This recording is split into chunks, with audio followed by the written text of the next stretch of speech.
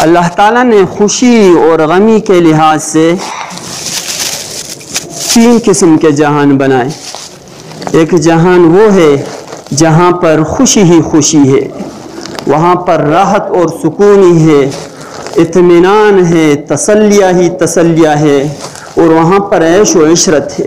جہاں پر غمی کا کسی قسم کا گزر نہیں، تکلیفوں کا کوئی پاس نہیں، وہاں پر اللہ کی رضا ہی رضا ہے۔ اس جہان کو کہتے ہیں جنت۔ اللہ تعالیٰ سب کو نصیب فرمائے۔ اور دوسرا وہ جہان جہاں پر غمی ہی غمی ہے،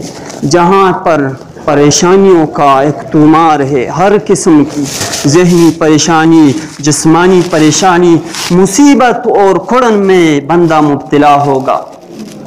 اور یہ وہ جگہ ہے جو کافروں کے لیے، جو جہنمیوں کے لیے، جو گمراہوں کے لیے تیار کی ہے۔ اس جہان کو کہتے ہیں جہنم۔ اللہ تعالیٰ اس جہان سے سب مسلمانوں کو پناہ عطا فرمائے۔ اور ایک تیسرا جہان ہے جو ان دونوں کو کیفیات کا ملا جلا سنگم ہے، جہاں پر اگر غموں کا ایک طوفان ہے، پریشانیوں اور مصائب سے انسان دوچار ہے، ہر قسم کے مصائب منہ کھولے ہوئے ہیں، تو دوسری طرف خوشیاں بھی ہزاروں ہے، اور راحت بھی ہے، سکون بھی ہے، اطمینان بھی ملتا ہے۔ تو ان دونوں کیفیات سے اس جہان میں گزر اور بسر ہو رہا ہے اور زندگی کٹ رہی ہے۔ اس جہان کو کہتے ہیں دنیا اور کائنات، یہ دنیا والی جہان۔ خوشی کے بعد دنیا میں ہزاروں غم بھی ہوتے ہیں، جہاں بجتی ہے شہنائی وہاں ماتم بھی ہوتے ہیں۔ تو یہ جہان ان دونوں چیزوں سے، ان دونوں کیفیات اور حالات کے مجموعے کا نام ہے۔ کبھی غمی آئے گی، کبھی پریشانی سے دوچار ہونا پڑے گا، تو کبھی راحت اور سکون اور اطمینان اور خوشی کی لہریں بھی آئے گی۔ جس میں نفس ہوگا ان دونوں کیفیات سے ان کا واسطہ پڑے گا۔ ہر ذی روح چیز جس میں نفس ہے، جس کے پاس دل ہے اور سمجھنے والی عقل ہے، تو اس پر یہ 2 کیفیت آئے گی۔ کبھی غمی کی کیفیت ہوگی، پریشانی کی کیفیت ہوگی، اور کبھی سکون اور راحت اور اطمینان والی کیفیت ہوگی۔ خود سرور کونین صلی اللہ علیہ وسلم کا ان 2 کیفیات سے واسطہ پڑا ہے۔ آپ پر خوشی کی حالت بھی آئی ہے، آپ کا واسطہ اطمینان والی حالات سے بھی پڑا ہے، اور آپ کی زندگی میں 1000 بار تکلیف، مصائب اور پریشانیوں کا بھی دور آیا ہے۔ آپ کی غمی کا وہ واقعہ جس میں آپ کے آنکھوں سے آنسو ٹپک پڑا، وہ آپ کے فرزند ارجمند ابراہیم رضی اللہ تعالیٰ عنہ کی وفات کا وہ واقعہ ہے۔ جب آپ کے بیٹے وفات پا گئے، انتقال کر گئے، تو غم کی حالت، غم سے نڈھال اداس بیٹھے، اور اپنے بیٹے کو اپنے دست مبارک میں اٹھایا اور افسوس کرنے لگے، اور حتیٰ کہ آپ کی آنکھ مبارک سے آنسو ٹپکنے لگا۔ حضرت سعد رضی اللہ تعالیٰ عنہ یہ ساری کیفیت دیکھ رہے تھے۔ جب بعد میں آپ نے تعجب کا اظہار کیا، حضرت سعد رضی اللہ تعالیٰ عنہ نے بطور تعجب کے پوچھا حضور علیہ الصلوۃ والسلام، انت تبکی یا رسول اللہ، اے اللہ کے رسول، کیا آپ رو رہے ہو؟ یعنی اس تعجب سے کہ نبی رسول پیغمبر ہو کر رو رہے ہیں اور آنسو آنکھوں سے بہہ رہے غم کی وجہ سے، تو آپ علیہ الصلوۃ والسلام نے فرمایا، جی ہاں میرا بھی دل ہے۔ اور یہ کوئی رسالت اور نبوت کے منافی عمل نہیں تھا، یہ تو دل میں شفقت تھی، دل میں رحم تھا، جو اللہ تعالیٰ کسی کسی کے دل میں ڈالتے ہیں۔ اور پھر آپ علیہ الصلوۃ والسلام سے شفیق تو دنیا میں کوئی تھا ہی نہیں، لازمی بات تھی کہ آپ کے آنسو بہتے اور آپ غم کا اظہار کرتے، اپنے بیٹھے تھے تو فرمانے لگے، ہاں میرا بھی دل ہے، میں بھی انسان ہوں، بشری اور فطری تقاضے کی وجہ سے یہ کیفیات آتی رہتی ہے، کبھی غمی ہوگی اور کبھی خوشی۔ لیکن آگے ایک استثنائی بات فرمائی، اور ایک امتیازی بات جو رسولوں کے ساتھ جچتی ہے، جو انبیاء اور برگزیدہ ہستیوں کا شیوہ اور طریقہ ہوتا ہے۔ فرمایا، العین تدمع والقلب تحزن ولكن نرضى ما قضى اللہ تعالی۔ آنکھیں رو رہی ہے، دل غمگین ہے ان جیسے واقعات سے، لیکن ہم جزع اور فضع نہیں کرتے۔ ہم چیختے اور چلاتے نہیں ہیں، ہم گریبانوں کو چاک نہیں کرتے، ہم بالوں کو نوچتے نہیں ہیں، ہماری نوحے کی آوازیں آسانوں میں نہیں گونجتی، ولیکن نرضی ما قضى اللہ تعالی، ہم اللہ کے فیصلے پر راضی ہوتے ہیں۔ یہ طریقہ ہے دینداروں کا، ایمان والوں کا اور حضور کو ماننے والے کا، کہ مصیبت آئے، پریشانی آئے، اس وقت بھی رضا بالقضاء کا عملی مظاہرہ جس طرح آپ علیہ الصلوۃ والسلام نے اس موقع پر کیا، یہ انبیاء کا اور تمام مومنین کا شیوا ہے۔ آپ علیہ الصلوۃ والسلام پر خوشی کی کیفیت بھی آئی ہے۔ حضرات صحابہ رضوان اللہ تعالی علیہم اجمعین نقشہ کھینچتے ہیں آپ کی خوشی کا، کہ جب آپ خوش ہوتے تھے، دور سے آ رہے ہوتے تھے، ہم پہچان لیتے کوئی خوشی کی بات ہوئی ہے، آپ علیہ الصلوۃ والسلام بڑے سرور میں ہے، خوش و فرحان ہے، ہم دور سے، کیونکہ آپ کا مبارک چہرہ تمتما اٹھتا تھا اور اللہ نے منور چہرہ بھی عطا کیا ہوا تھا، خاص طور پر پیشانی سے ایک نور ٹپکنے لگتا جب آپ مسکراتے، اور آپ علیہ الصلوۃ والسلام کے چہرہ انور انار کی طرح سرخ ہو جاتا، دور سے نظر آ جاتا تھا کہ آپ علیہ الصلوۃ والسلام خوش ہیں۔ ان دونوں کیفیات میں یہ آئے گی، ہر انسان پر آئے گی، خوشی بھی آئے گی، غمیں بھی آئے گی۔ یہاں پر کفر اور اسلام کے درمیان ایک حد فاصل آ جاتی ہے کہ کفر پر جب غم کی باری آتی ہے، غم کے حالات، غموم اور ہموم آتے ہیں اس پر، تو وہ جزع و فضع کرتا ہے، روتا ہے، چیختا اور چلاتا ہے، آہ و بکا سے آسمان سر پر اٹھا لیتا ہے، وہ بے صبری کا مظاہرہ کرتا ہے۔ کفر اور گمراہ لوگوں کا طریقہ یہ ہوتا ہے، لیکن مسلمانوں کا طریقہ یہ ہے جب غمی آ جائے تو غم فطری بات ہے، غم کا آنا ضروری ہے، اداس ہونا ضروری ہے، تکلیف پہنچنی ضروری ہے، لیکن اس موقع پر بھی رضا اور بالقضاء کا مظاہرہ کرنا اور اللہ کے فیصلے پر راضی ہونا، یہ ایک مومن کا طریقہ ہونا چاہیے، ایک مسلمان کا۔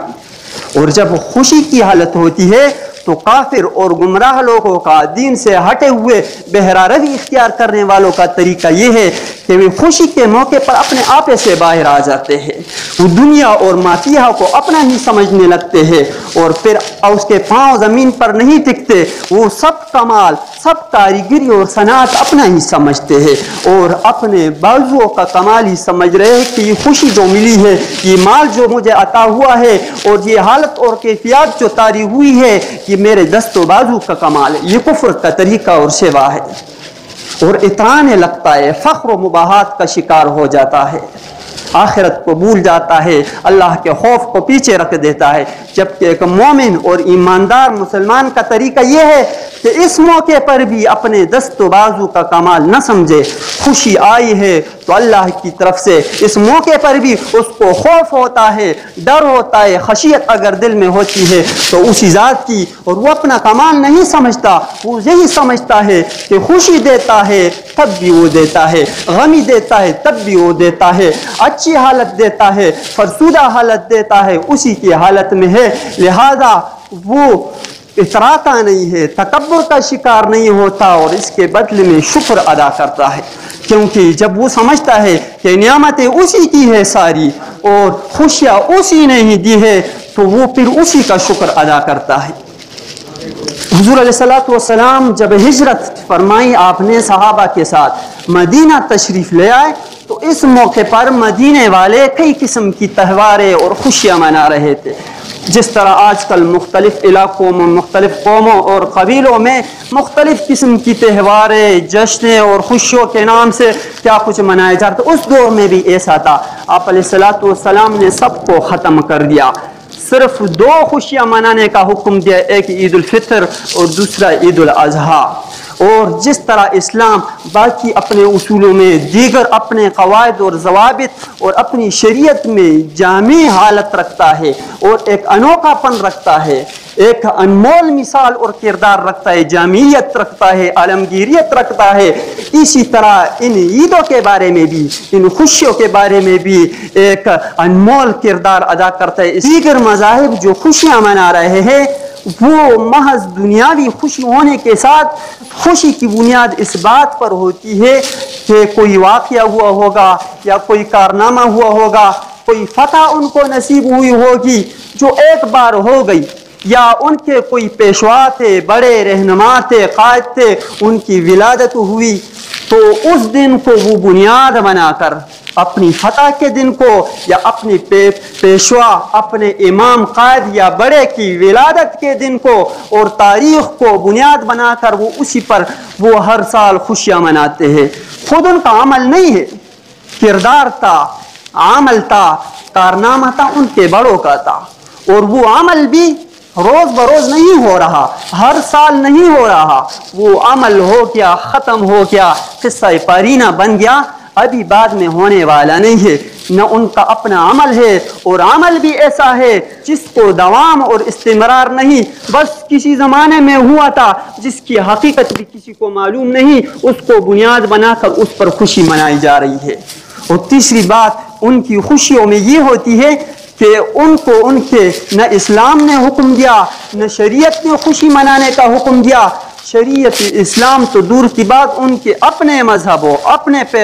اپنے متبعین نے بھی اور ان کے جو بڑے ہیں انہوں نے بھی ان کا حکم نہیں دیا کہ اس دن کو میری یاد مناؤ، میری ولادت والی تاریخ کو اپنا لو اور ہر سال اس پر تہوار مناؤ، خوشیاں مناؤ، جشن کرو، یہ حکم انہوں نے بھی نہیں دیا۔ لہذا بات ثابت ہوئی کہ نہ ان کی خوشی جو ہے محض نفسانی خواہشات،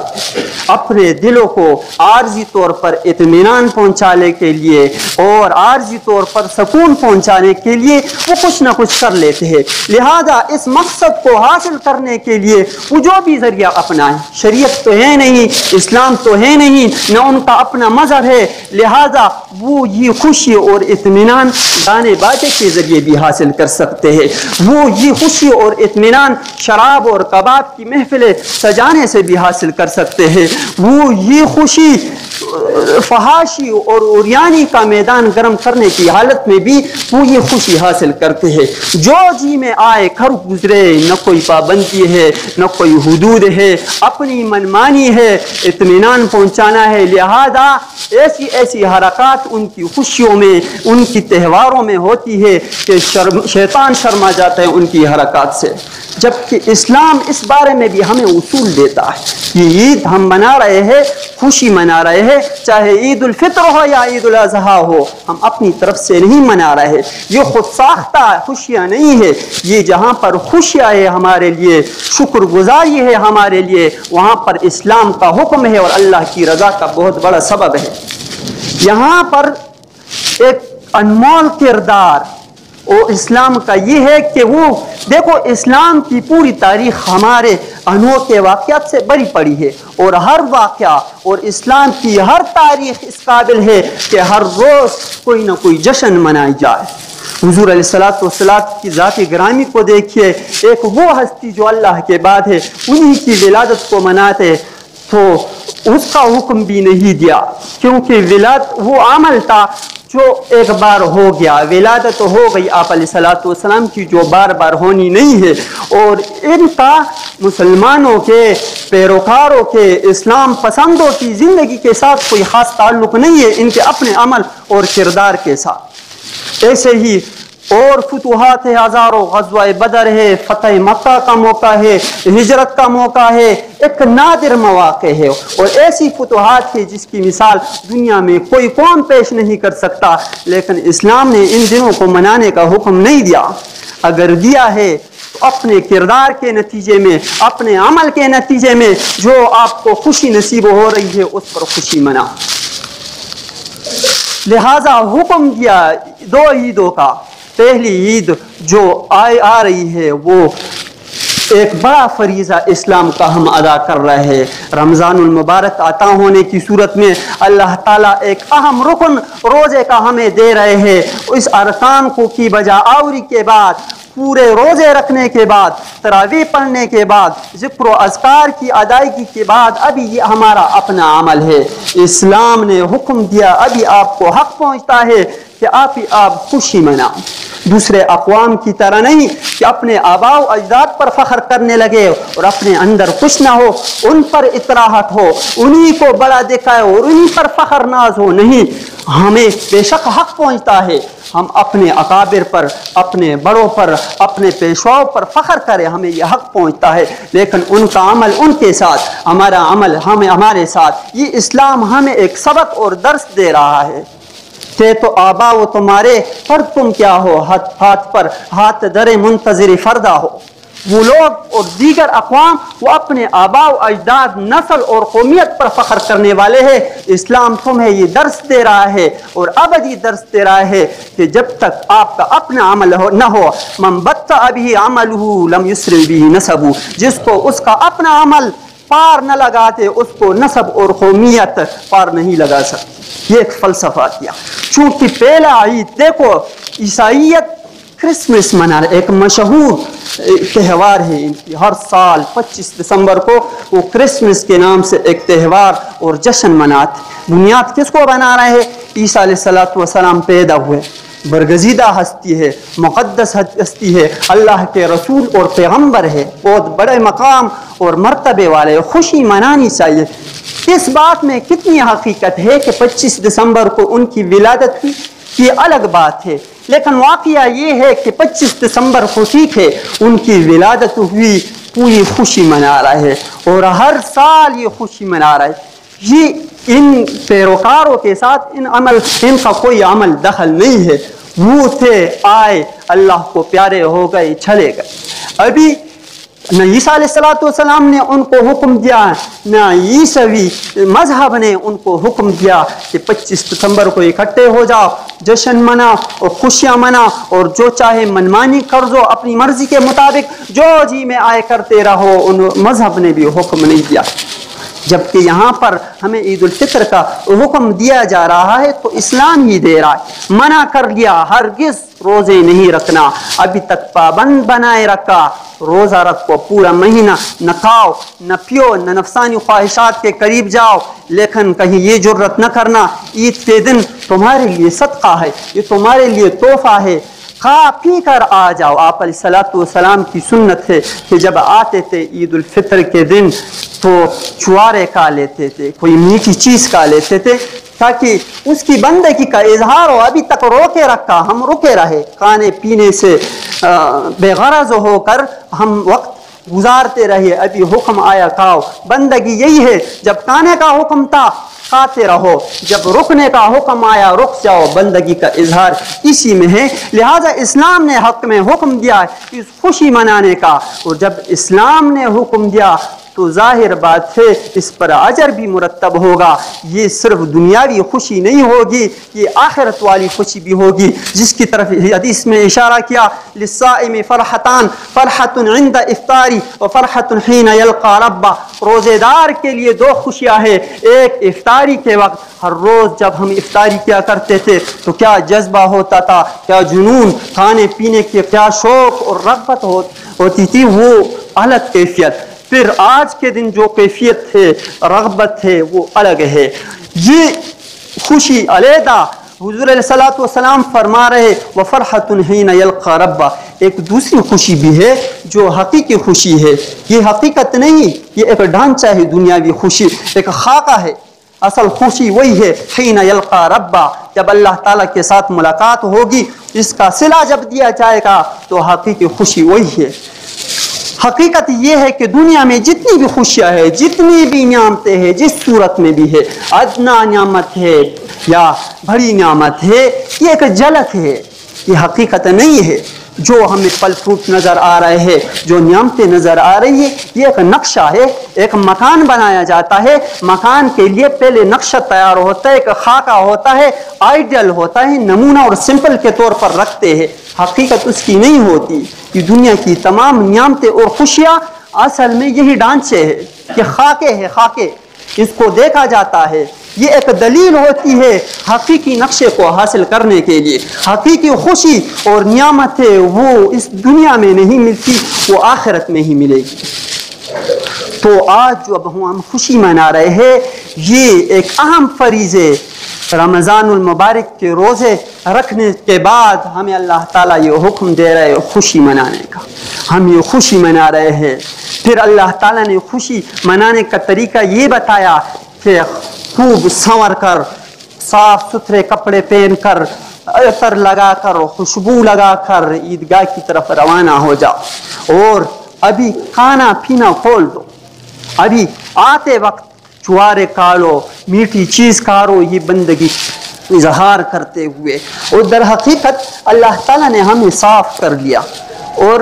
اس قابل بنایا رمضان میں، ہمیں عبادات دے کر، ہمیں روزے اور افطاریاں دے کر، ہمیں سحری دے کر، اور ہمیں قسم قسم کی عبادات سے نواز کر اللہ تعالیٰ ہمیں صاف کرنا چاہ رہے تھے. ہمیں صاف کر دیا ہے، حقیقت میں صاف کر لیا ہے. اس قابل ہمیں بنا رہے تھے کہ ہم اللہ سے ملنے کے قابل ہو جائے، اس سے ملاقات کے قابل ہو جائے. کیونکہ جب بندہ نجس ہوتا ہے، گندا ہوتا ہے، تو وہ کسی بڑے سے ملتا نہیں ہے. کسی حکمران سے جب ملا جاتا ہے، کسی وزیر سے، رئیس سے، بڑے سے جب ملا جاتا ہے تو ظاہری ڈیل ڈال کو دیکھا جاتا ہے، کپڑے اچھے بنائے جاتے ہیں، اہلیہ اچھا سور کر اس کے سامنے پیش ہوا جاتا ہے. کہیں دربار کی گستاخی نہ ہو، کہیں وزیر خفا اور ناراض نہ ہو جائے، کہیں رئیس کو میری آمد بری نہ لگے. وہ ہر ممکن یہ کوشش کرتا ہے، عطر لگاتا ہے، خوب ایک دوسرے کو دکھا کر کہیں میں جاؤں ادھر اور مجھے ڈانٹ ڈپٹ نہ پڑے، میری بے عزتی نہ ہو. یہ تو دنیا بھی ایک قسم کی نجاست سے وہ اپنے آپ کو بچا رہا ہے. اللہ کے ساتھ ہمارا جو دنیاوی تعلق ہے وہ روحانی تعلق ہے، اور روحانی تعلق میں سب سے بڑی رکاوٹ جو ہے وہ ہمارے باطن کی نجاست ہے، گندگی ہے اور غلاظت ہے. اور گندگی اور نجاست ہمیں گناہوں کی صورت میں ملتی ہے. اپنے اللہ کو بھول جانے کی وجہ سے وہ دل پر زنگ لگ جاتا ہے، وہ دلوں کی نجاست ہے. جب تک وہ نجاست دور نہ ہو تو ہم اس وقت قابل نہیں بن سکتے اللہ کے ساتھ ملاقات کرنے کے. تو جس طرح دنیا میں دوسرے کے ساتھ ملاقات ہوتی ہے کسی بڑے سے، وہ اپنے آپ کو ظاہری نجاست سے صاف کرتا ہے، گندگی سے صاف کرتا ہے. اس لیے ہم مسلمان جو کلمہ پڑھنے والے ہیں وہ جب اپنے رب سے ملاقات کریں گے، لازمی بات ہے، ضروری بات ہے کہ وہ اپنے دلوں کی نجاست کو دھو ڈالیں گے، صاف کریں گے، تو تب اس سے ملاقات ہو سکتی ہے، ورنہ نہیں. اور دنیاوی نجاست تو وہ ہے جو پانی کے ذریعے دھل بھی جائے، صاف بھی ہو جائے، اور فرشتے کے ساتھ وہ زائل بھی ہو جائے. لیکن یہ دل کی نجاست وہ ہے، آپ ہزاروں بالٹیاں اس پر ڈالتے رہو، ریگمال مالتے رہو اور خرشتے رہو، کپڑے ملتے رہو، یہ نجاست کبھی دور نہیں ہوگی. اس نجاست کو دور کرنے کے لیے ہی تو اللہ تعالیٰ نے ایک مہینہ دیا آپ کو رمضان المبارک کا. اس میں مختلف قسم کی آپ کو عبادتیں دی. ادھر سحری کے وقت آپ کو دعاؤں کی قبولیت کا وقت دیا کہ اس میں مجھ سے مانگیں گے یہ روحانی غذا ملے گی، اس میں مانگیں گے میرا قرب حاصل کریں گے. پھر دن کو روزہ ہوگا، شیطان مارا جائے گا، نفس مارا جائے گا، انسان کمزور ہوگا، طاقت نہیں ہوگی. نفس جب کمزور ہوگا تو اس کو گناہ کی توفیق نہیں ہوگی، اتنا کمزور پڑ جائے گا. پھر اللہ تعالیٰ نے افطاری کے وقت بھی اپنے دروازے کھول دی، توبے کے لیے بھی، اللہ سے مانگنے کے لیے بھی. جو مانگا جا رہا تھا وہ اللہ تعالیٰ قبول کرتے رہے. تراویح میں بھی اللہ تعالیٰ قرب کے درجات دیتے رہے، قرب کے درجات دیتے رہے. 40 زائد سجدے ہم روزمرہ کی زندگی میں ادا کرتے رہے. اور سجدہ قرب عطا کرنے کا وہ ذریعہ ہے جو کسی دوسرے ذریعے سے وہ قرب حاصل نہیں ہو سکتا. بندہ سب سے زیادہ قریب اللہ تعالیٰ کے اس وقت ہوتا ہے جب وہ سجدے میں اپنا ماتھا ٹیک دیتا ہے. جب روزانہ کے حساب سے ہم 40 سجدے کرتے رہے، قرآن مجید بھی سنتے رہے، اللہ کے سامنے جبین خم کرتے رہے، تو اس وقت آپ اندازہ لگائے اللہ کا اپنے بندوں پر کیا ناز ہوگا اور کیا اللہ کے ساتھ محبت، اللہ کی محبت کی کیفیت کیا اپنے بندوں کے ساتھ ہو. یہ تمام کی تمام اعمال جو ہے یہ اسی لیے دیے جا رہے تھے کہ بندہ اس قابل ہو جائے. پریکٹس دی جا رہی تھی، صاف کیا جا رہا تھا، اسے مزکہ مطہر اور پاکیزہ کیا جا رہا تھا کہ یہ مجھ سے ملنے کے قابل ہو جائے. آج وہ دن ہے کہ ہم اس قابل ہو گئے ہیں کہ اللہ تعالیٰ سے ملاقات کریں. اس ملاقات کے لیے اللہ تعالیٰ نے یہ عید کا دن رکھا اور عید کی نماز رکھی، ایک ہی ذریعہ ہے، یہ ایک روحانی ملاقات ہے۔ اس روحانی ملاقات کے لیے اللہ تعالیٰ نے یہ ذریعہ بنا دیا کہ آؤ سجدے کرو اور یہ دوگانہ بطور شکر کے ادا کرو، اور اس نماز کو وہ اہمیت دے دی، وہ مقام اور مرتبہ دے دیا جو کسی اور نماز کو نہیں دیا، روک دیا، نمازی کو روک دیا، عیدگاہ آنے والے کو روک دیا کہ صبح فجر کی نماز جب پڑھو تو اس کے بعد دوسری نماز نہیں پڑھنی، ابھی ملاقات کا وقت ہو رہا ہے، بندہ تیار ہوا ہے، اس کا دل صاف اور شفاف ہو گیا ہے، اس لحاظ سے کہ اگر اس پر ابھی تجلی اللہ کی نازل ہو، اللہ کی رحمت اور برکات نازل ہو، تو اس دل میں اتنا استعداد پیدا ہو گیا ہے کہ وہ اس کو قبول کر سکے، اس قابل ہو گیا۔ لہذا ملاقات کا وقت آ گیا ہے، فجر کی نماز کے بعد کوئی نماز نہیں، اشراق کی نماز نہیں، کوئی نفل نماز نہیں، قضا نہیں، فوراً جب آنا ہے کپڑے صاف ستھرے پہن کر، ظاہری حلیہ بھی صاف ہو ستھرا ہو، اور آتے وقت تکبیر کہتے ہوئے، اللہ کی حمد و ثنا بیان کرتے ہوئے، آہستہ آواستے اللہ کی کبریائی کے بول بولتے ہوئے عیدگاہ کی طرف آؤ۔ کوئی نماز نہیں، ادھر پہنچ کر بھی کوئی نماز نہیں، چونکہ ملاقات کا وقت ہے، بندے کا جب جسم صاف ہو گیا، دل صاف ہو گیا، تو ایک جذبہ پیدا ہوا، ایک مومن دل کے اندر جذبہ پیدا ہوا، ایک احساس پیدا ہوا، شعور پیدا ہوا، اللہ سے ملاقات کا اشتیاق پیدا ہوا، تو اللہ تعالیٰ نے اس اشتیاق کو پیدا کرنے کے لیے، اس ذوق کو اطمینان دینے کے لیے کہا کہ پہلے دوگانہ بطور شکر کے ادا کیا، اور عبادت کا دستور ہی تبدیل کر دیا۔ جمعے کے دن جب خطیب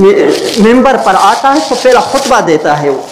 بعد میں نماز پڑھتا ہے، خطبہ پہلے ہوتا ہے۔ یہاں پر دستور ہی الٹ دیا، اس لیے کہ میرا بندہ شوق لے کر آیا ہے، جذبہ لے کر آیا ہے مجھ سے ملاقات کا، ابھی کسی اور چیز نے درمیان میں حائل ہونا نہیں ہے، امام کو روک دیا پہلے خطبہ دینا نہیں، میرے بندے کے جذبات کو اطمینان پہنچانے دو، سکون پہنچانے دو، جن جذبات اور کیفیات کو وہ لے کر مجھ سے ملاقات کرنے کے لیے آیا ہے، تو پہلے ہی مرحلے اور پہلے ہی لمحے مجھ سے ملاقات کرنے دو، خطبہ بعد میں پڑھو، پہلے میرے سامنے اس کو سجدہ ریز ہو کر بطور شکر کے دوگانہ ادا کرنے دو، تب آپ خطبہ امام کو روک۔ پھر یہ جب یہ کیفیت اللہ تعالیٰ دیکھتے ہیں تو فرشتوں کو بھیجتے ہیں کہ میرے بندے آئے ہوئے ہیں، نیچے چلے جاؤ، جبرائیل کو باقی فرشتوں کے ساتھ بھیجتے ہیں اور کہتے ہیں دیکھو تم ہی تھے اعتراض کرنے والے، تم ہی بڑے بول بولنے والے تھے کہ یہ بندے اور انسان اور یہ مخلوق جب زمین پر جائے گی تو ادھر تو یہ فساد کریں گے، قتل و غارت گیری کریں گے، لہٰذا ابھی دیکھو کوئی سجدہ کر رہا ہے، کوئی شکر ادا کر رہا ہے، کوئی دعائیں مانگ رہا ہے، کوئی کس فکر میں لگا ہوا ہے کہ کس فکر، اللہ تعالیٰ فخر کر رہے ہیں اپنے بندوں پر اس موقع کو دیکھ کر، اور یقیناً اللہ تعالیٰ نے بندوں کو صاف کر لیا۔ پھر آگے جب اس کیفیات کو اللہ تعالیٰ دیکھتے قسمیں کھاتے، بعزتی و جلالی و کرمی و علوی و ارتفاع مکانی لأجیبنہم، اللہ کی قسم، اللہ خود قسمیں کھا رہے ہیں، میری عزت اور جلال کی قسم، یہ کیفیت دے کر، یہ بندگی کی یہ حالت اور اظہاری بندگی کو دیکھ کر کہتے میری عزت اور جلال کی قسم، میری کبریائی اور علوی شان کی قسم، میں ضرور بضرور یہ جو بھی مانگیں گے میں قبول کروں گا، میں ان کو عطا کروں گا، میں ان کو بخشوں گا۔ تو یہ ایک خاص موقع ہے، اللہ تعالیٰ نے ہمیں صاف کر دیا ہے، اس میں کسی شک و شبے کی گنجائش نہیں۔ اللہ تعالیٰ پھر فرماتے میں نے سب کو معاف کر لیا، اور جب یہ گھروں کو واپس جائیں گے تو بخشائے جائیں گے۔ تو اللہ تعالیٰ نے کپڑا صاف کر دیا، دل کی تختی صاف کر دی ہے، لہٰذا اس کی صفائی کا اہتمام ابھی ہمارے ذمہ ہے۔ رمضان ختم ہو گیا لیکن اللہ کی الوہیت ختم نہیں ہوئی، رمضان ختم ہوا لیکن معبود وہی ہے، خالق وہی ہے، اس لیے اس کو چھوڑنا نہیں، اس کو ترک کرنا نہیں۔ وہی بندگی بجا آوری ابھی بھی ضروری ہے جو رمضان میں تھی، وہی نمازیں ابھی بھی ضروری ہے جو رمضان میں تھی، اور وہی مسجدوں کا آباد ہونا اسی طرح ضروری ہے جس طرح رمضان میں ضروری تھا۔ اللہ تعالیٰ خود فرماتے ہیں، جب رمضان المبارک کا مسئلہ بیان کرتے تو اس کے بعد فوراً کہہ دیتے ہیں وَإِذَا سَأَلَكَ عِبَادِي عَنِّي فَإِنِّي قَرِيبٌ، جب میرا بندہ مجھ سے مانگتا ہے تو میں قریب ہوتا ہوں۔ یہ اس موقع پر فرماتے ہیں جب رمضان کا مسئلہ اور رمضان کے بارے میں احکام دے دیتے ہیں، پھر فرماتے ہیں اس کے بعد چونکہ غفلت کا بندہ شکار ہو جاتے، اللہ تعالیٰ فرما رہے نہیں، میں وہی خالق ہوں، اور ابھی بھی جب بندہ مجھ سے مانگے گا تو میں ابھی بھی قریب ہوں، میں کہیں دور نہیں ہوا۔ لہذا ہمارے ذمے یہی فریضہ عائد ہوتا ہے کہ اپنے اس صاف کپڑے کو، اس صاف دل کی تختی کو ہمیشہ کے لیے صاف ستھرا رکھے۔ اللہ تعالی ہمیں عمل کرنے کی توفیق عطا فرمائے۔